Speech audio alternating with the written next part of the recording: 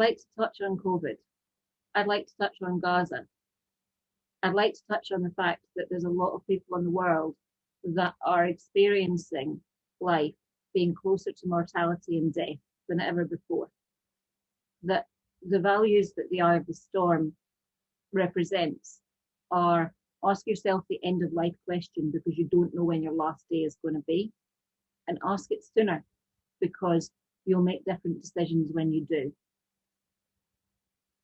So yeah, post-COVID recovery is a major thing as far as values and as far as the Eye of the Storm is concerned. But in a post-COVID world, we can't help the fact that we've awakened a lot of people to the fact that they're living a mundane life and money can't buy them vaccines.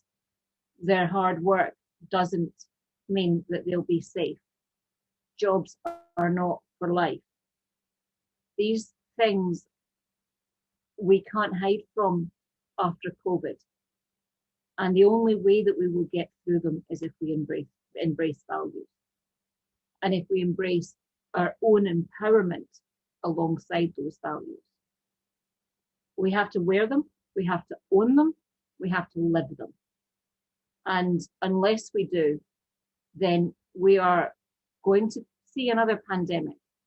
And how many of us want to be in lockdown thinking about all the things you would have done differently with your life? Because we've already lived through that once.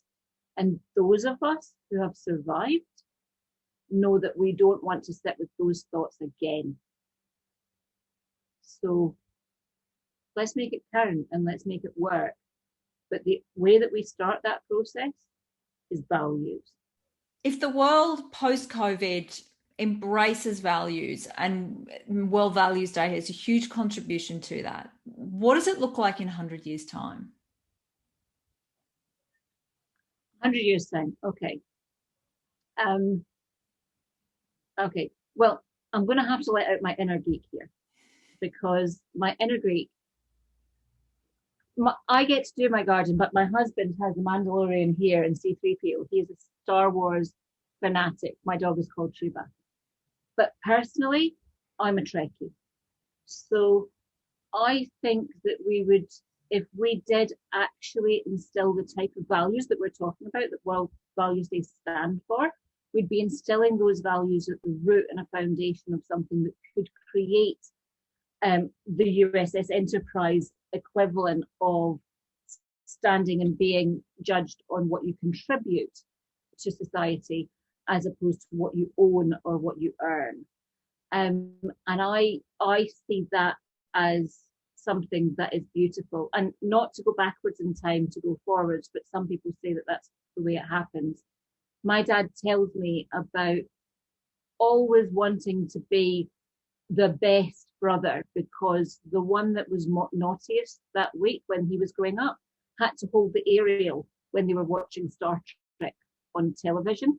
It meant you weren't able to look at the screen. So for the whole time that Star Trek was on, everyone was the best kids in school, doing their homework, eating their vegetables, you name it, because they wanted to do it. And he sits at the moment and he says that he looked at